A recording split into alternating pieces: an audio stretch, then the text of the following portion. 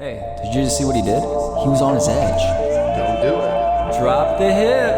Is he gonna pass? Watch the pass. He is going to pass. Oh, he's dropping bombs. Oh, he's dropping bombs. He's dropping. Get lower, man. Yeah, right. Guess what we do on our skates all day long? We get on our edge. There he goes. Get off your toes.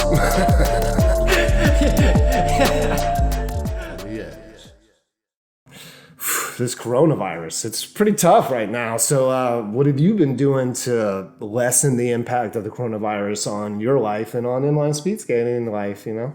Yeah, it's been pretty wild, man, to see how it's affected the world, not only, just the speed skating world, but the world in general. To be honest with you, my day-to-day hasn't changed that much because I stay pretty motivated. Again, from a day-to-day basis, I'm still focusing on technique, training, things like that, because I know that the coronavirus has an end to it. This isn't for forever. Well, let's hope so. Yeah, right.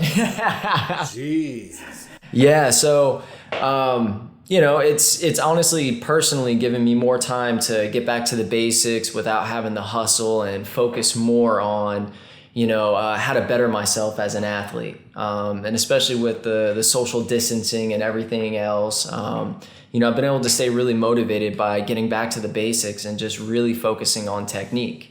And that's something that I've really tried to portray to some of the people that I've been training. So how has that been going? How you do personal training for speed skaters? You coach them personally? Is that what? Yeah, so I do private lessons, one-on-ones. And yeah, we go through all the basics. My main focus is on technique and how that applies to their racing and racing strategy and things like that. Well, how has that coronavirus affected the way you meet up with, your clients or your inline speed skating, your pupils? How has the coronavirus, has that impacted? I mean, are you guys still meeting? Are you doing it over the internet? Are you doing it on the phone? How exactly are you training them? Are you over the phone? No, just but no. Conversation. Yeah, right. So, are you still meeting in person? Yes, honestly, it has not impacted what I do for training other people in the lessons at all. Okay, so you guys still train in person? Oh, 100%. So we still meet up in person, and we're very lucky in Florida to where we have a ton of trails that have actually stayed open. Right. So, and again, that's why I say it hasn't affected myself and the things that I do on a day-to-day basis at all, because I'm still able to go do all the same things. Right. So we have it really lucky down here. Yeah, but no practice though. Yeah, so the one thing that it has affected is group practices. Yeah, that's tough. Yeah, it's really tough on the kids that rely on those training sessions with the team. Right. And again, you can't have more than 10 people at a time together. And even if you do have 10 people, people start looking at you sideways. Right. Yeah, now they're calling the cops and stuff on people, right? They're calling police if you don't have the right social distancing. We wouldn't want to see a whole speed team end up in the slammer. That'd be a heck of a mug shot right there. 15 people in spandex. That would be a sight to be seen. I can see that. Oh, get us more promo, baby. Yeah, a little more promo. It'd be on the news for sure. Yeah. So you're able to still continue to train one-on-one. What are those skaters saying? How are they saying that it impacts? Has anybody relayed to you the impact of the coronavirus and the social distancing? Do you think it's shedding skaters? Do you think people are gonna forget about the sport and not come back because of this long delay? Or do you think this might help because people have alone time and they can train maybe more on their own? I don't know. I really think it depends on the perception that you have on it, right? So I think it's really affecting the people that rely on the training sessions with the team, right? Significantly. I have noticed that a lot of the skaters that I've been working with, they've complained about a loss of motivation, right? And not only because they don't have the team to skate with, but on top of that, you also have all these competitions that are getting canceled, rescheduled. We have no idea where it's going for the rest of the season. We might have an indoor nationals, outdoor nationals. We might not. So people, who's going to tell?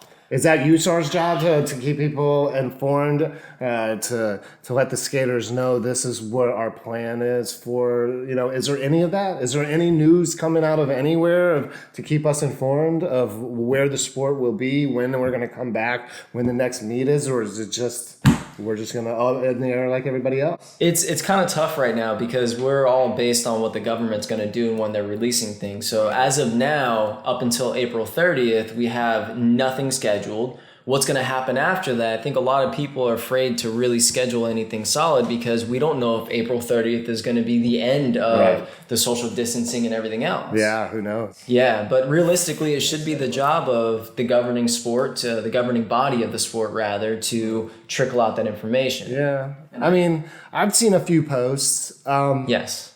But yeah, I haven't seen too many, and I guess, like I said, it's up in the air for them as well because we're based on the government. I just wonder about the impact of no nationals and outdoor nationals this year.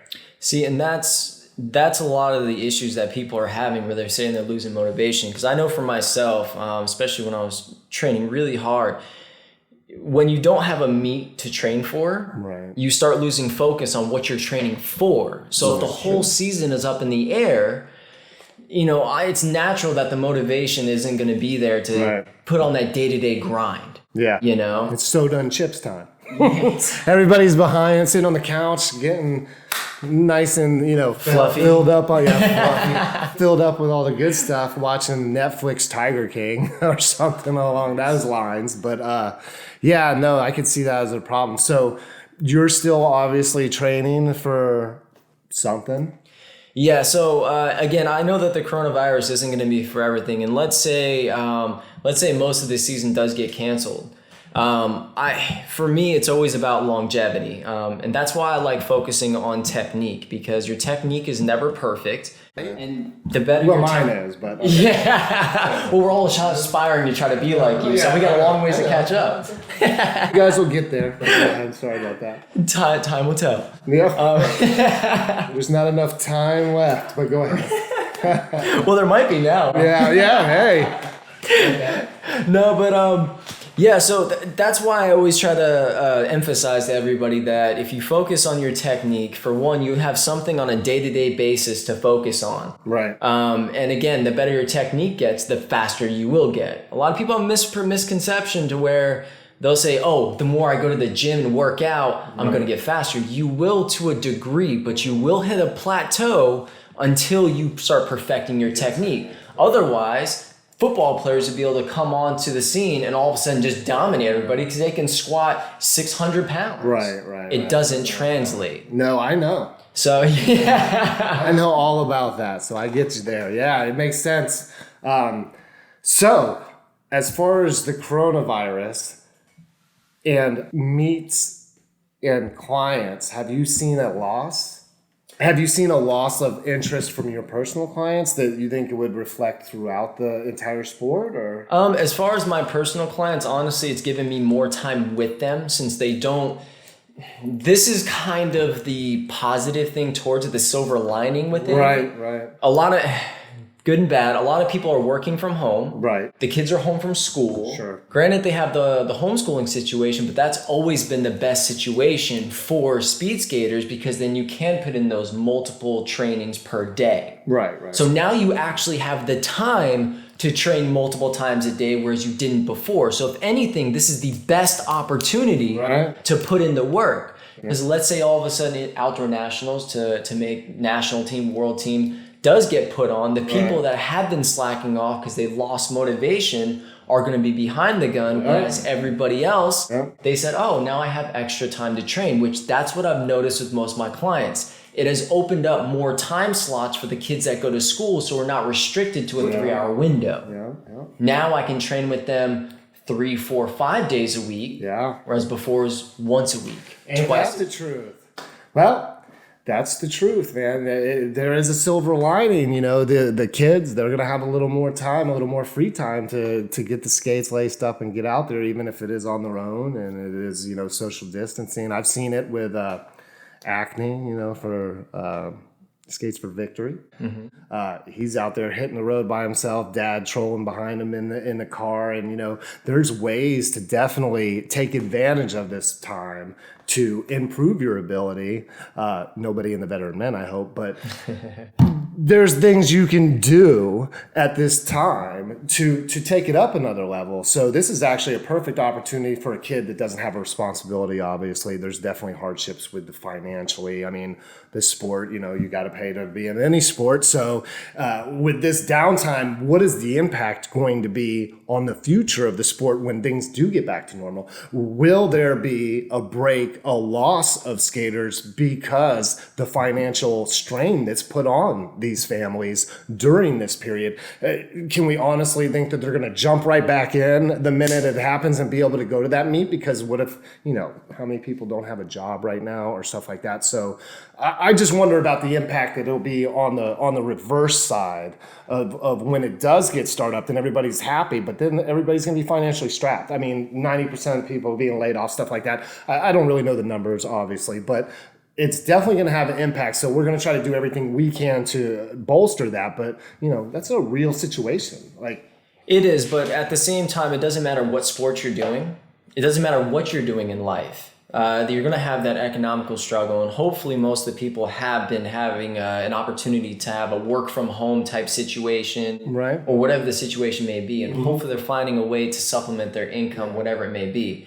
So, I mean, as far as that goes, that's going to affect the economy as a whole in the entire world. Oh, yeah. So as far as affecting our sport, this is where you're really going to see the people that truly have the passion for the sport. Are they going to stick around? The people that were kind of wavering on it, maybe I like it, maybe I don't, maybe we'll lose some of those people. Right. But the ones that's normal. Exactly. So the ones that have the passion, I think, will stick around. Right. But at the same time, I think the most important part is keeping them motivated enough to actually want to go out and train on a day-to-day basis. Right. And you have to give them something to work on. Right. So that's why there's a few really good resources out there on YouTube and a few other things to where, again, I'm going to recommend some videos for people to actually go and watch, to where some of Joey Mantia, where he does a really good job of breaking down a lot of the plyometrics. And it's super important to break them down, because if you don't do them right, then you're only attributing to bad habits, and you're going to keep recreating those bad habits. Right. So that's one thing you can do to constantly improve on yourself. And if you watch these videos and you take that information and really try to utilize it and get in front of a mirror, have something to self-check, right? Right. We all think we're doing the right thing in our head. That's why coaches are always yelling at us, get your butt lower. And we always yell back, we are low. And then you see a video and your butt is above your head, right? Oh my God. I don't think yes, I know exactly what you're talking about. I've seen video of myself, and I don't like to watch video, but I know exactly what you're talking about. You feel something totally different. You think you're far down and you're not. But yes, it definitely needs something to work on during this period. I honestly think there's two sides of the coin with the coronavirus. I do think that it could definitely, there's going to be a financial strain, but, speed skate, roller inline speed skating, you can do on your own outdoors. It doesn't cost anything. Yes. So as long as you got your skates, you can lace them up, whether you're, coming home from school, which of course there is none right now, but you can use your skates anywhere for free. You don't need a skating rink to do that. So honestly, inline speed skating is a perfect sport for a period like this, where you have to have social distancing. It's something you can do on your own to work better. Obviously, that's what people are trying to do at this point, is trying to at least get on their skates. I just think that during this period, I think that we're going to see a resurgence for inline speed skating, but it's going to take a little while. I think it's going to be because, as people adjust, it's going to be a financial strain, but I think that we're going to come back twice as strong. I think it's going to be even bigger. I think more people have now, during this period, focused on what's important, understand that there's things that, they really love to do, and they're going to find a way to do it. I think that, our sport's relatively cheap compared to a lot. So I think that, I think that we'll do good. I think that we're going to have a resurgence this year. I think that obviously after the Olympics, we have, 90% of the ice speed skaters that'll be in Olympics are probably inliners now compared to earlier when it was one with Chad or Derek or Cheeks or whatever. And now it's like ice speed skating is all of us, all inline. So we'll see a resurgence during that. It might take a little time, but I definitely see that it's going to, I think that our sport's on the verge of blowing up. I just think that this was a little setback, but we'll see it, especially with the, the indoor worlds coming across the ocean and stuff like that, or across the seas. They're getting more involved with the indoor. I think that could help grow. What do you think about that? Yeah, I mean, I definitely think that our sport is really on the verge of getting to a level that we haven't seen before. We have a ton of new sources of information, such as this. I know NSC's doing videos and stuff like that. So, we're definitely doing a really good job, or a better job, of getting the information out there to the people and doing what we can to show people that this is a sport. It does exist. So I have no doubt that we're more on an upswing. And the beautiful thing that I really saw more than anything during this whole coronavirus thing is more people are getting outside. I see more people on the trails, not only cycling, but I have noticed a crazy influx of roller skaters on the trails. Yeah. Over the past 2 or 3 weeks, I've seen at least 15, 20 or plus more roller skaters out on the trail. Right. So again, how you were talking about people focusing on what's important, what makes them happy, so on and so forth. This downtime is really giving people, an opportunity to step back and getting back into that joy of things they do without having the hustle of life to where people were stressed out. They were exhausted. They didn't have time to even think about going out and doing anything else. Now they do. Yeah, I get that. That makes sense. It does make sense. I have seen, obviously, I skated with you on the Causeway a couple times recently.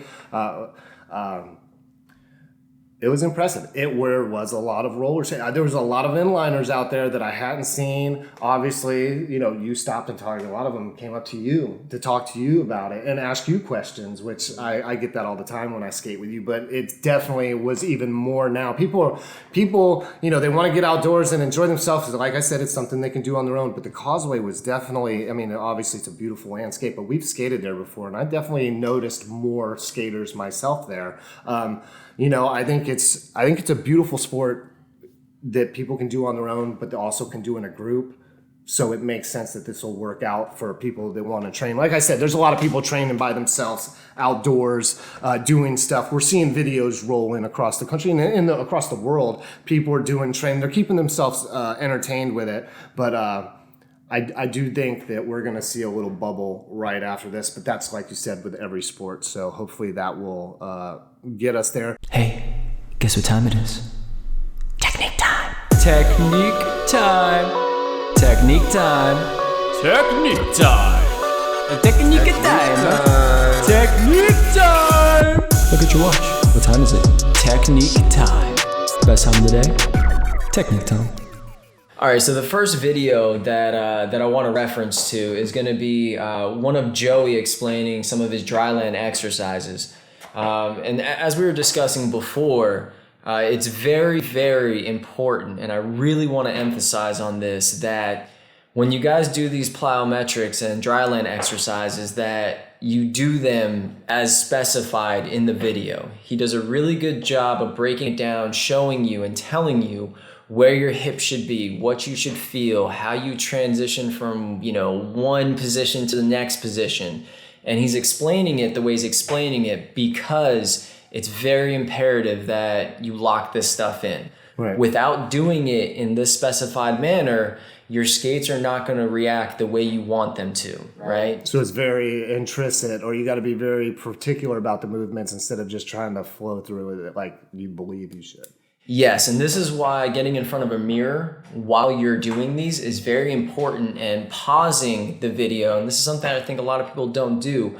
When you're watching the video, pause it in a position he wants you to get in, right, and then look at yourself in the mirror. Do I look like this? Right. Yeah, that's probably a point all of us miss, us, entry level or low level skaters like myself. That is something that we miss a lot. We just try to go through the motions and get there the easiest from A to B without really looking at where the positioning is, or stopping, like you're saying, and really looking at it. That makes sense. Exactly. And keep in mind that a lot of the people that I train, they always say, oh, well, this doesn't feel right. With that being said, it's not going to feel right because you've never done it. And it's super awkward. Right. So everything that we do on our skates, when you do them correctly, it's very counterintuitive. Right. I know what you mean. Yes.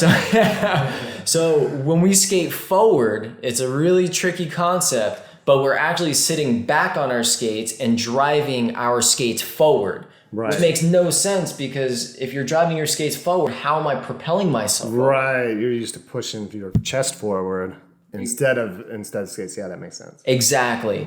And again, I don't want to get too far into it. I just want to touch on some of the points, because Joey does a great job of explaining it in a very technical manner. Right. And again, even if you start getting lost through the video because you haven't heard this terminology before, everybody says it different, whatever.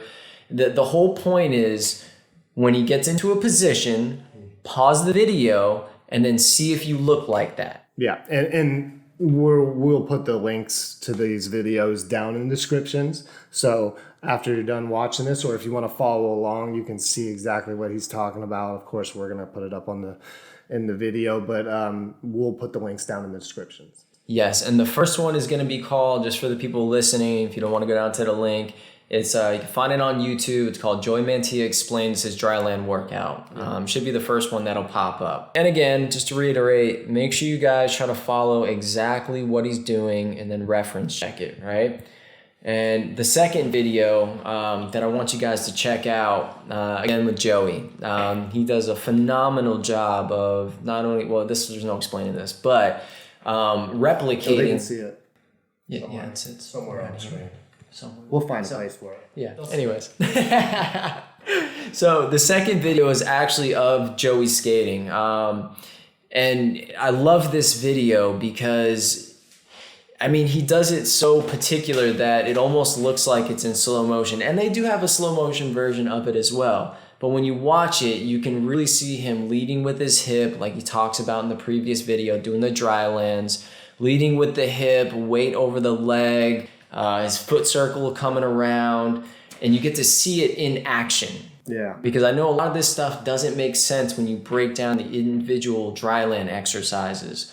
But there is a plan for all of it. They are done for a reason, and they're done in a specific order for a reason, right? So there's a plan for all of it. Yeah, I can imagine, because I know that a lot of inline speed skaters just jump in and they're like, go fast, but they're not looking at the intrinsic, the movements of the body like you're talking about. They're not looking and breaking down each movement to see what they just feel, how is that guy going that fast? I'm in great shape. I can't keep up with him. Why? I'm as strong as him. If we went and ran 2 miles, I would beat him. And this and that. And the technique, just these little things of looking at the position of the knee, falling behind the other knee, all these things that obviously you understand those things, but us as entry-level skaters, we're just looking at your entire movement and how fast you're going and trying to mimic that on a general level, but definitely looking at these and, following the tips and looking where the pros like yourself and Joey and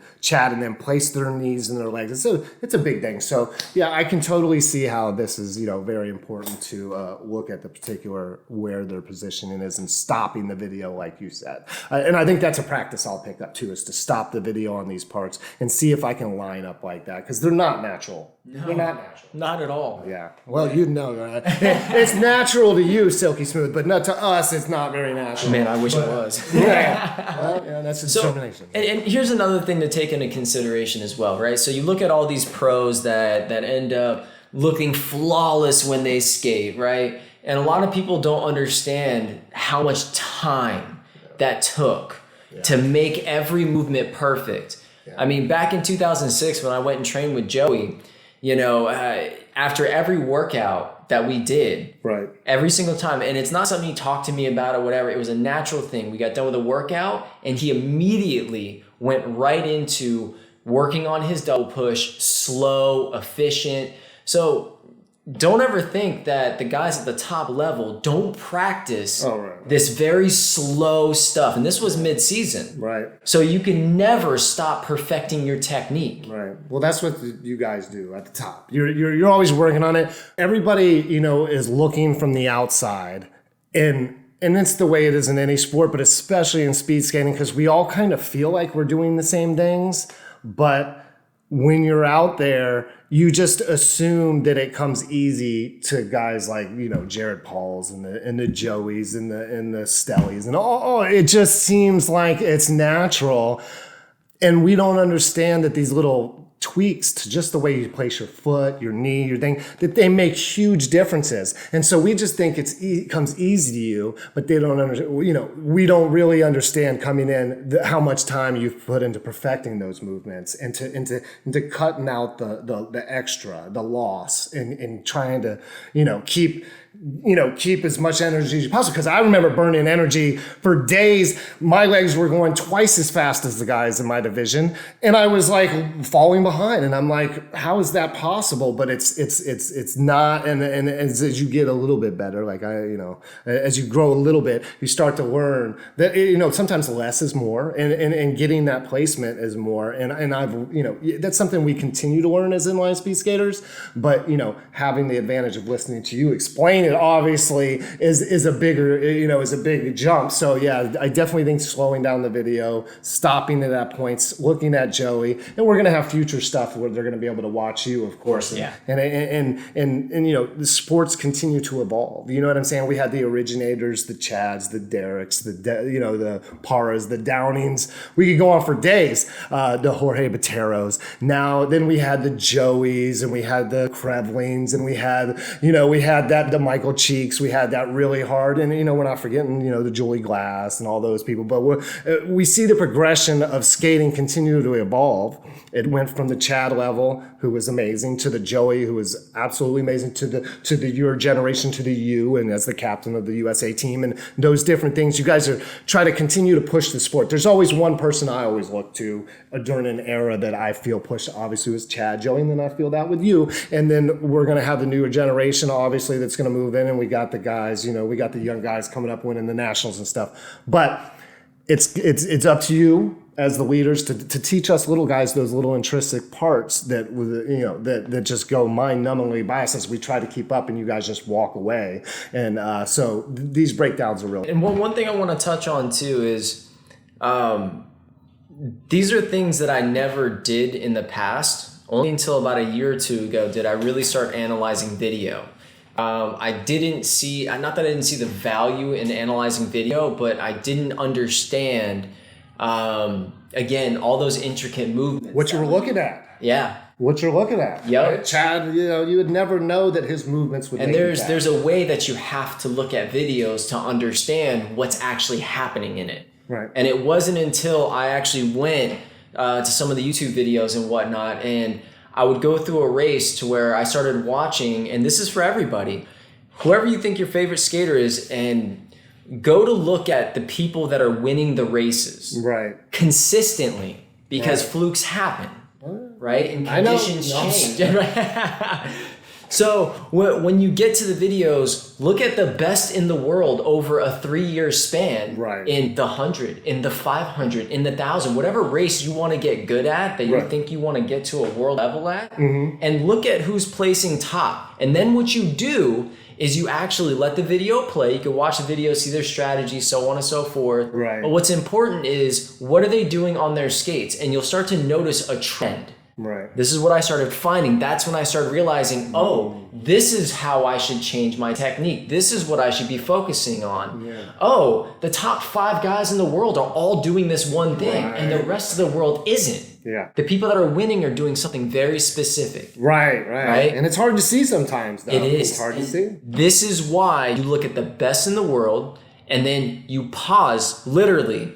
When you get on there, let the video play, you pause it, and then you hit play, pause, play, pause, play, pause, play, pause. And you watch how their bodies shift. Right. What happens with their foot hitting the ground. And this is something we'll get in on more in depth on, different videos and whatnot. Right. But that's what you do. And I realized until you do that, watching a video, you're watching for strategy more than anything. Right, that's what we're looking at, and that's the mistake, right? Yes. We're looking at like the overall awe of when they pulled off from the pack, or when he stuck his foot out for the hawk at the last second, or went by the play. But we're not looking at what it took to get him there. Yes, and that's when I went to the last World Championships in 2017, was the last year that I went. I was in really good shape, and even 2016, really good shape. And I couldn't understand why I was getting beat by these international guys. I'm like, I'm in the pack, but there's something that I'm missing. I'm stepping with them, but they're pulling away. I do weight training, I do plyometrics. Right. I trained as much as I thought I possibly could, but there was something still missing. Mm-hmm. And when I had Sebastian Kano?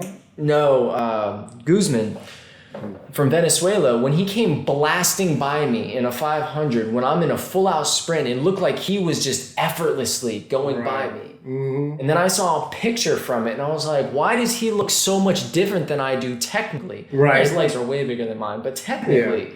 And I was like, why did he go by me so fast? Right. And then started breaking down the videos, and then I was like, oh, they're all doing something different. Right. And that's what started getting me looking at it. We went to the World Championships. The international guys are doing something very different than a lot of us in the U.S. are. Mm. And that's why I say, look at what the best in the world is doing, not necessarily the best in the U.S. There's a much larger pond. Right. Right? So yes. That's what we're going to try to do here, is bring that together so people can see what's going on in Colombia and some of the other places like the Netherlands, where it's really popular. Inline speed skating is pretty big, and Cuba and all these places where it's big. Right. I think there's a disconnect. For the entire sport, there's a disconnect between out of country, which kind of seems like its own family because they do these international competitions together, and then America is kind of like on its own ship. Now, I know that you guys go and you compete at the world level still, but it kind of seems like there's a disconnect between inline speed skating on an international level and on the United States level. You know what I'm saying? Like, if the sport's gonna blow up, per se, it's got to happen here. Yeah. Like, that's just the way it is. Like, regardless, Netherlands has a big following. Obviously, it's the number 2 sport in Colombia, things like that. But for it to really gain steam, you need the American media to pick it up. You need to show the American people how incredibly competitive and enjoyable our sport is. I think the skating rink thing kind of hindered it for a while, because forever it was in the United States, inline or speed skating, back even in quads, was tied to roller rinks, right? And so now that we have this depletion shedding of roller rinks across the United States, it kind of seems like teams are struggling. Mm-hmm. So I kind of think that you've got to bridge the gap between the international world. It's all outdoor. Of course, we got the new indoor world championships coming up and stuff like that. But the outdoor is what pushes over there. Over here, it kind of seems like the indoor pushes, right? Because it's the skating rink thing. Is the only people keeping it alive is skating rink, and lovely owners that will allow teams to still take up time in their rinks. But I got to kind of bridge the gap, right? Yeah, what it all comes down to is all the other countries around the world, they didn't have skating rinks. So they missed out on that opportunity. So instead, they wound up building bank tracks. So I kind of wish we would have went that way. Exactly. I mean, we have 3-4 bank tracks in the entire country, none of them coated with this Basmaco coating. I know, that's crazy. That's where we have a real big issue translating what we do here in the U.S. when you get to the world level. Yeah. It's kind of like skating on an indoor skating rink that has just bare wood. That's what our bank tracks are like. We don't have a coating on it. There's no grip. There's no train. You can't train for something that you don't have. Yes. The environment. For the environment, right? How are you supposed to go and compete on a world level when our guys are training on roads in a bank track, 2 bank tracks in the entire country that are not the standard of what they're racing on? Well, and look at this correlation, right? So when it comes to bank tracks, everybody assumes that if you're a good indoor skater, then you're going to be good on a bank track. It's a corner. No, they're two totally different concepts altogether. Not even close. They're totally different. So how I enter a corner indoor is completely different to how I... So how can you correlate the two? I can cross my feet over, but that doesn't mean anything. Right. That's why they think it's the same, because you're just doing a crossover and going down 2 straightaways. Yes. Body position different. You have a bank, you got a desk, and so forth. First time I rode on one, trust me, I was a train wreck, and I haven't been back since. So I know exactly what you're talking about. So, yeah, exactly. I know what you're talking about. And again, the correlation to, you know, and just to let everybody else know, because a lot of people ask this question, why don't we do good at the World Championships? There's a lot of reasons, but some of the biggest reasons are we don't have a bank track to train on that has a Vesmaco coating. So to replicate the speeds, and people don't understand that when you go 5 miles an hour faster, your whole body position changes. When you get lower, how you enter into the corner.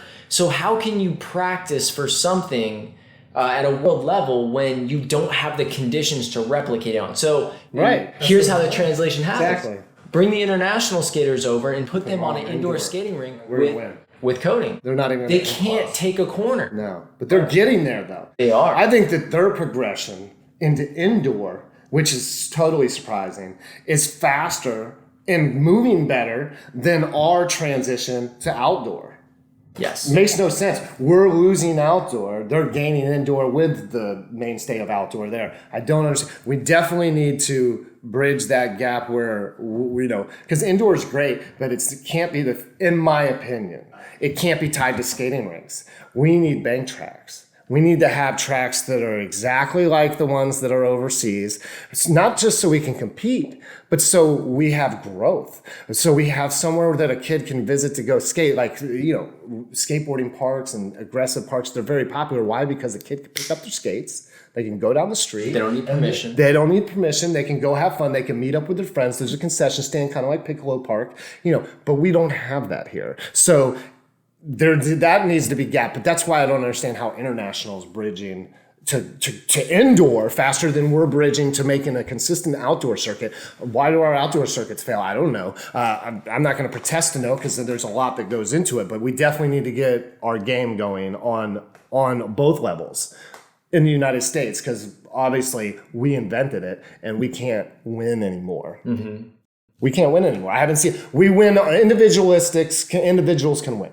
But we definitely don't dominate like in the days of the Derek Paras. Well, taking into consideration, I mean, the sheer numbers that we had in the United States in the 80s, the 70s, the 90s. The thing is, when you have sheer numbers like that, you have more of a pool of people to choose from. So we were dominant, but at the same time, you had maybe 20 top guys out of 10, 15, 20,000 people registered skating. Oh, right. Now we have like 2,000 people skating. Yeah. So, I mean, just the sheer numbers, even the people on the team. And the effort to try to live that lifestyle, to be a competitive at the world level, the system's not in place in the United States, where it is more in place in Colombia. They have a system, right? They some kind of training system. They've got things down to a science. I mean, they have sports science for skating. I mean, it's ridiculous. Not to mention you have multiple bank tracks per city, right. And then you have 500, 1,000 people training on those bank tracks, but at the same time, you have to take into consideration that is their second national sports, like the second one, right? Yeah. So we have a spread of sports. We have baseball, football, soccer, basketball. That's true. You have scholarships that translate. But on the flip side of that, we have 1 million sports in this country that are viable and make a lot of money that are not even competitive type sports. And I'm not going to go to the ice that everybody goes to or this and that, but there's enough money in this country where this sport could be huge. There hasn't been great leadership as far as putting athletes in the forefront to get their names out there, because people don't like products. Mm-hmm. People don't like companies, but they love athletes. They love individual stories, right? So that's the important part that's missing. Where is the love for the inline speed skater? There is none. Yeah. There is none. Where can I go to find out who's the fastest person in the country right now? Mm-hmm. Yes. Or where can I go where I can see Chad Hendrick winning 50 medals. Yep. Where can I go to find out anything? Who won nationals last year in the sophomore girls? Yes. I don't know. That's a failure at the sport can't grow. People don't care about, people care about the product they're skating on personally, but they don't venture out to skate or to do a sport because of a product. They don't venture out to do that. They want to see who did that. Oh, I just saw somebody won nationals over here. Oh, wow. There's the video of them winning on the big website that keeps their thing and this and that. And that's something that's been missing in this sport, which it doesn't make a lot of sense to me, considering a lot of new sports come out.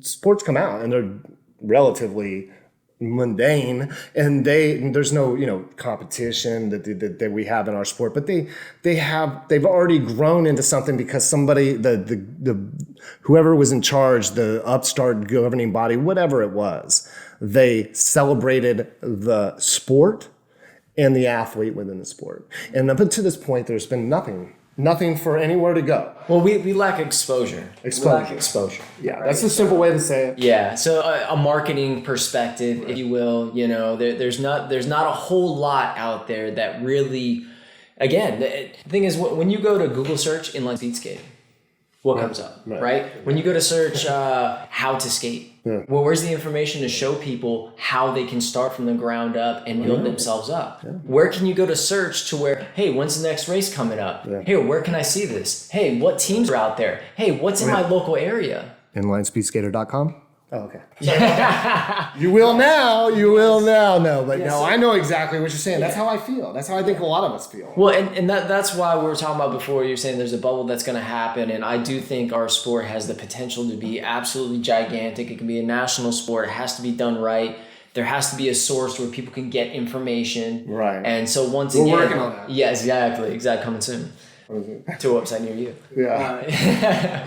But so with those being put into place, you have NSC that's starting to do their podcast. It's great. Yeah. John Rogers Good doing quality. stuff out there. Yeah, exactly. Good quality. That's what we need more of. Miguel Jose? Yes, Miguel Jose. Doing a great job. Yes. Right? Yeah. I mean, I just looked at it. Like, I love the sport, but I just looked at it recently. I took a more deeper look into it because, I'm busy. But I'm looking into it, and he's really stepped up the production value. I definitely think that exposure's been poor, but I think that there's a lot of fingers to be pointed, because we've been here 20 years. The sport is one of the most exciting sports in the world, period. It's NASCAR on skates. I mean, there's nothing you can't do with it, but yet they failed to bring it to the mainstream. And I think a lot of that has to do with skating rinks. And the tie to the skating rink has been the problem. Not a problem, because we need it and I love it and indoor's the best, but you've got to have an outlet where it's not tied to somebody's personal finance of their business is impacted negatively when we give you time to the sport, right? So if I have a skating rink and I give you time for practice, it could negatively impact. And I know there's times where this rink's not open, but I'm just saying that if it hinges on any negative impact on anybody's business, it's going to die. Yeah, well, and here's the thing. So speaking on that, you also have the sacrifices that people have to make in order to make indoor practices. For example, we have practice at 7 a.m. on Saturdays, 8 a.m. on Sundays, sometimes 7 a.m. Right. And there is no intermediate way of getting into it to get their feet wet. It's like, all right, cool. So if you want to join this sport, you have to be up at 6 a.m. on Saturday, 6 a.m. on Sunday, the time you're supposed to have. Sorry, Sammy. Right. And I know, and this is what it is for a lot of the skating rinks across the country. You know? Yeah, it's tough. That's what I mean. They have to plug you in. If you're going to get time, and that's okay. We're all willing to sacrifice. Obviously, we get up early in the morning. A lot of sports have to get up early in the morning to train like that. That's okay. But when it's tied to when the owner of the event location, which would be the skating rink for an indoor meet, when I say to have a meet, it hurts my bottom line as a business owner. I'm not going to be likely looking forward to having a meet in my building. So you have to extract that portion from the sport. And I don't mean don't have indoor meets, keep them coming, rink owners, we love you, thank you. But you you have to separate the financial loss of it, and that means that you have to do outdoor events. Well, and here's the thing, though. If you have the numbers, you're not taking a loss. Why was it so profitable before? Because you went to a league meet and you had 600 entries. Yeah, that was a different day during the 80s. I remember I started in quads. I remember how big it was, and that was because skating rinks were big. Well, skating was popular. It was huge. Back then. Just no skating nightclubs. in general was popular. It was huge. And now it's not as popular. Right, but that's the tie to the skating rink. That's what I'm just trying to say is they need to break away, and that can't be our only pull. No, 100%. Right. And that's the thing. Yes, there has to be more outdoor skating. There could be outdoor race. But here's what it comes down to. How do you get more people interested in skating? Well, the skating rink is the main catalyst, obviously. Well, and people... Media, promotion. If I walked up to 100 people in every city in this country and I said, have you ever heard of Joey Mantia? Of course. Have you ever heard of Chad Hendrick? And these guys Chad Hendrick won gold medal in the Olympics, which is what everybody, if you're a speed skater, you got to go to the ice for the Olympics because that's the only way to go. I get that. But how many people remember Chad Hendrick or remember Joey Mantia, any of their accomplishments, or even know it? That's not a slight against their accomplishments because they're amazing. They're more amazing than most other sports accomplishments. But who promoted those accomplishments? Where can I go to see some historical information on that? USARS? I bet you if I went into USAR's search bar and typed in Chad Hendrick, there wouldn't be much results of it. Mm-hmm. He's the friggin' face of the sport. He's a Jordan logo. He's everything. Joey Mantia, how many world champions? Not national medals. Let's just throw away the 1,000 national medals he probably has, regionals. Let's say world titles. Well, let's just say in general. Where can you find any information about it? You got to celebrate the athlete. You got to give them a place because they are what shines. People don't look up to be a power slide frame. People don't grow up wanting to be a Simmons boot. Of course. People grow up wanting to be Joey Mantia, Chad Hendrick, Jarrett Paul, friggin' Bart Swings, whatever name you want to throw out there. But if nobody knows who Bart Swings is because their own, and I'm not talking just USARS, because obviously USARS is a shared facility, however you want to consider that, with all the other roller sports. So there's never going to be a push for our sport there anyway. So it has to come away from USARS. I don't mean that they shouldn't hold nationals because they do wonderful events and they do the insurance and all that stuff. But either somebody's got to go up to USARS and say, hey, look, we got to make it about this sport. And we got to start showing images. We got to start videos, to add something, right? To make it, because if I win nationals this year and I walk away from Spokane. Yeah. When I get home, what gives? Who knows? Yep. Where's it? And while it seems like a vain thing to worry about, that's what kids do. That's what adults do, right? They look like, what am I going to get for this? Well, I want exposure. They want exposure. Here's the thing, right? So here's what it comes down to. For example, if I tell somebody that I'm an inline speed skater, where can I go to reference what I do and show how cool it is? Right. You really can't. You got to go online. You got to search for videos. You got to get specific. I got to go on different people's Facebook pages. I got to see who posted it, who didn't post it. And if I want to see videos from nationals, I got to hope that somebody bought the video and then uploaded it to YouTube. Never happens. So what it comes down to is it's not a vain thing. It's how do I show and represent what I do, and how do I show that it's cool? That's the hardest part for all of us. Yes. Right? So, and to go into explanation, what is speed skating? Oh, well, so there's 3 different aspects to it. We got bank track, road, outdoor skating, you got marathon skating, then you got indoor skating. There's really no good way to present it to the public. So that's the issue that we're running into. There is a good way. It hasn't been done yet. It hasn't been done. Currently, there is not a good way. No. And that's something that I've had the biggest issue. Yeah. So, whenever I'm out, I used to have videos uploaded on my phone, downloaded to my phone to be like, this is what I do. Yeah. Here's how it's cool. In 2003, I remember when I first started in speed skating since, quads when I was a little kid.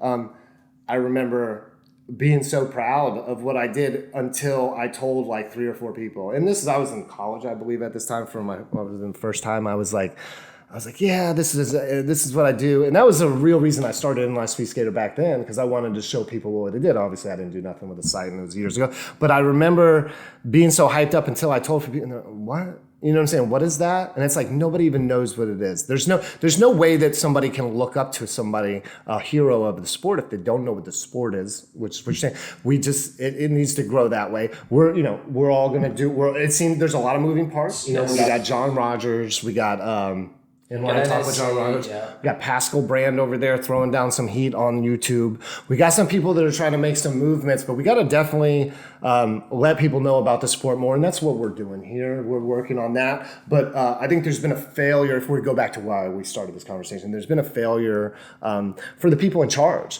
I don't care who you are. If I ran a company, and I'll say this now, I don't care. If I ran a company and you spent 20 years and my company didn't grow and the sport didn't grow, then I got a problem. And I know USAR's got their hands tied. I know that's what you want to say. Well, here's the thing. USAR's isn't dedicated just to speed skating. That's the problem. So that is the issue. We don't have a dedicated department to say, okay, cool. So we have these guys working on social media posts, on the website, on promoting, da-da-da-da-da.